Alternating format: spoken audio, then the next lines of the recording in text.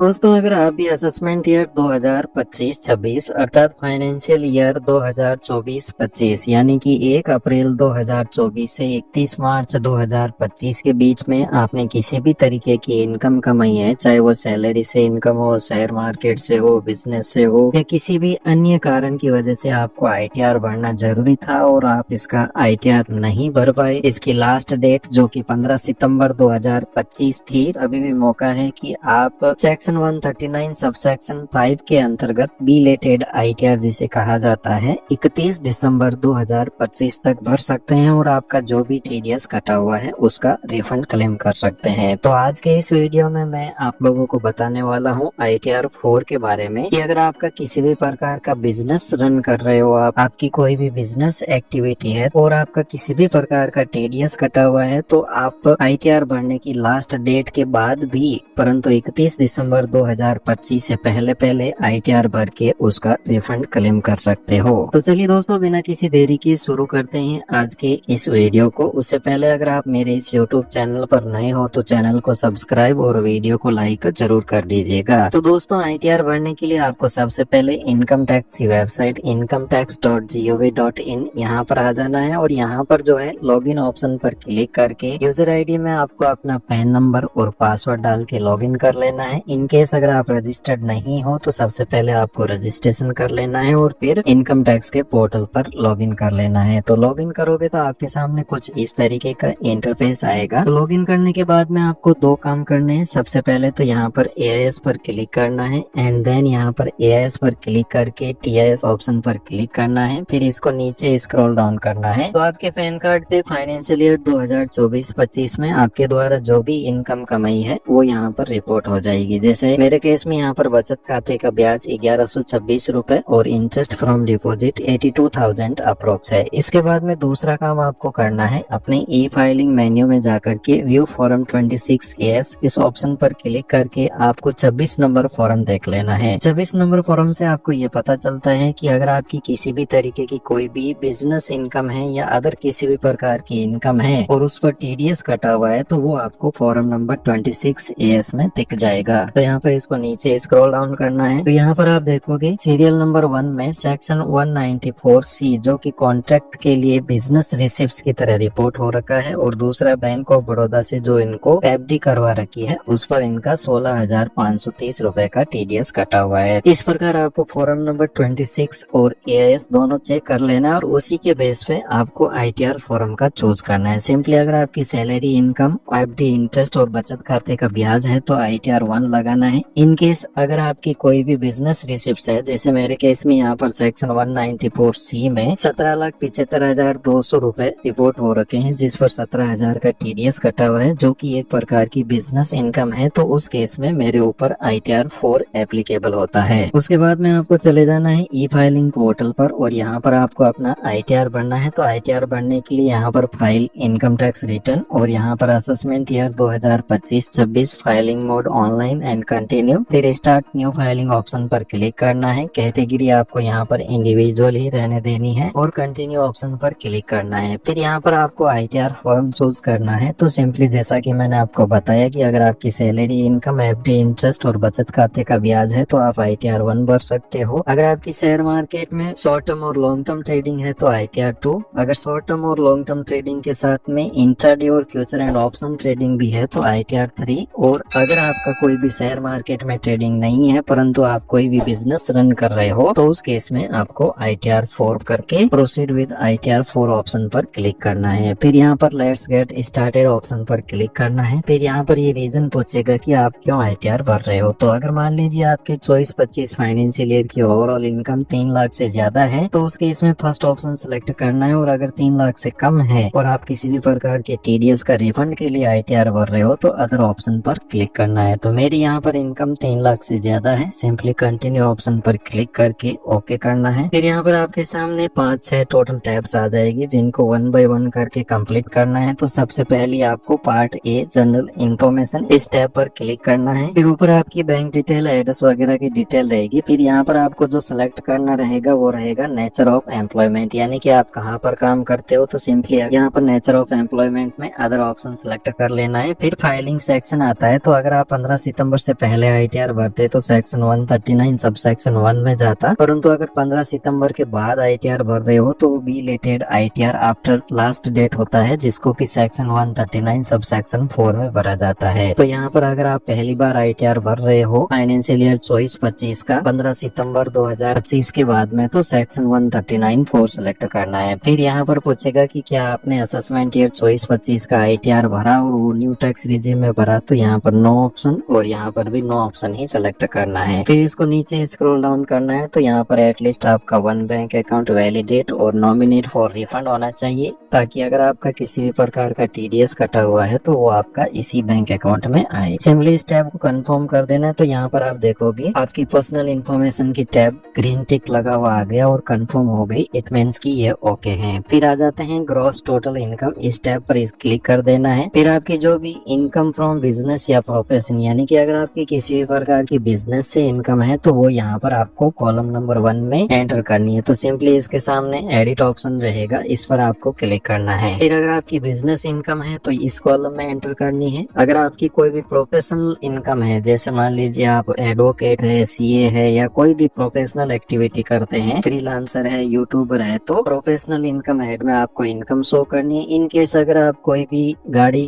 किराए पर रहते हो और उससे आपको रेंटल इनकम रिसीव्ड होती है तो वो 444 AE सेक्शन में यहाँ पर जाएगी। तो हमारे केस में यहाँ पर बिजनेस है, तो सिंपली शो डिटेल ऑप्शन पर क्लिक करना है और यहाँ पर ऐड अनदर ऑप्शन पर क्लिक करके आपको आपके बिजनेस का नाम, उसके बाद में आपको बिजनेस का कोड सिलेक्ट करना है। तो यहाँ पर खूब सारे कोड दिए रहेंगे, तो आपको आपके अकॉर्डिंग जो भी सूटेबल बिजनेस का कोड हो तो वो सिलेक्ट कर लेना है। इन केस अगर आपको कोड नहीं मिले तो यहाँ पर जो है सबसे लास्ट में 21008 अदर सर्विसेज का ऑप्शन मिलेगा, वो कोड आपको सिलेक्ट करके आप बिजनेस में जिस प्रकार की भी एक्टिविटी करते हो वो आपको यहाँ पर डिटेल एंटर कर देनी है और सेव ऑप्शन पर क्लिक कर देना है। तो यहाँ पर आप देखोगे आपके बिजनेस का नाम, उसका कोड और बिजनेस में डिस्क्रिप्शन, यानी कि किस प्रकार का बिजनेस है वो लिखा हुआ आ गया। फिर इसको नीचे स्क्रॉल डाउन करना है, तो यहाँ पर कॉलम रहेंगे 3, A, B और C। ए कॉलम में आपने बिजनेस में जो भी लेन देन अकाउंट के थ्रू किया है उसकी टोटल टर्नओवर कितना है, आपको प्रॉफिट नहीं टोटल सेल कितनी है जो कि आपने अकाउंट के थ्रू की है, वो आपको यहाँ पर एंटर करनी है। बी कॉलम में आपने जो भी केस में लेन देन किया है उसकी डिटेल आपको यहाँ पर एंटर करनी है, तो जो भी आपका हो वो अमाउंट यहाँ पर एंटर कर देना है। उसके बाद में 6%, यानी कि जो भी आपने अकाउंट के थ्रू लेन देन किया है उसकी 6% और जो भी आपने केस में लेन देन किया है उसका 8% प्रॉफिट यहाँ पर कम से कम डालना है। अधिकतम आप जितना चाहो डाल सकते हो, जैसे मैंने 17,45,000 का 6% अराउंड 35,000 होता है, बट मैंने यहाँ पर 5,85,000 डाला है। और जो केस में लेन देन है 50,000, उसका 8% 4,000 रुपए होता है, बट मैंने यहाँ पर 20,000 डाला, यानी कि मैक्सिमम आप कितना भी डाल सकते हो, बट मिनिमम आपको 6% और 8% जो भी केस और ऑनलाइन ट्रांजेक्शन है उसका वैल्यू एंटर करना है। इसके बाद में सिंपली इसको सेव ऑप्शन पर क्लिक करके सेव कर देना है। तो यहाँ पर आपकी बिजनेस इनकम आ गई 6,05,000। फिर इसको नीचे स्क्रॉल डाउन करना है, तो यहाँ पर आप देखोगे एक कॉलम रहेगा इनकम फ्रॉम अदर सोर्सेज, तो जो भी आपके बचत खाते का ब्याज 1126 रुपए और जो आपके FD का ब्याज है 82,647 वो यहाँ पर ऑटोमेटिकली आ गया। सिंपली इसको कंफर्म ऑप्शन पर क्लिक करके कंफर्म कर देना है। फिर यहाँ पर नेक्स्ट शेड्यूल ले लेते हैं एग्जम्प्ट इनकम का, इस पर क्लिक करके एडिट ऑप्शन पर क्लिक करना है। फिर आपके जो भी बिजनेस में कैपिटल हो, लोन हो, चाहे वो सिक्योर्ड या अनसिक्योर्ड लोन हो, क्रेडिटर्स हो, अदर लाइबिलिटीज हो, फिक्स एसेट्स हो, इन्वेंट्रीज हो, डेटर्स हो, बैंक बैलेंस हो, केस इन हैंड हो, तो उसकी सारी की सारी आपको डिटेल यहाँ पर एंटर करके सिंपली सेव ऑप्शन पर क्लिक कर देना है और कंफर्म ऑप्शन पर क्लिक कर देना है। फिर रहेगा यहाँ पर LTCG यानी लॉन्ग टर्म कैपिटल गेन, तो अगर आपका only long term capital gain ही है तो वो यहाँ पर एंटर कर सकते हो, otherwise long term capital gain के लिए ITR 2 या 3 लगता है। फिर आ जाता है डिडक्शन की टैब, तो बिजनेस के लिए कुछ विशेष डिडक्शन अलाउ नहीं होते हैं। फिर आ जाते हैं टैक्सेस पेड की टैब, सिंपली इस ऑप्शन पर क्लिक करना है और यहाँ पर आपको मिलान करना है फॉर्म नंबर 26 AS से। तो यहाँ पर आप देखोगे FD की जो इनकम है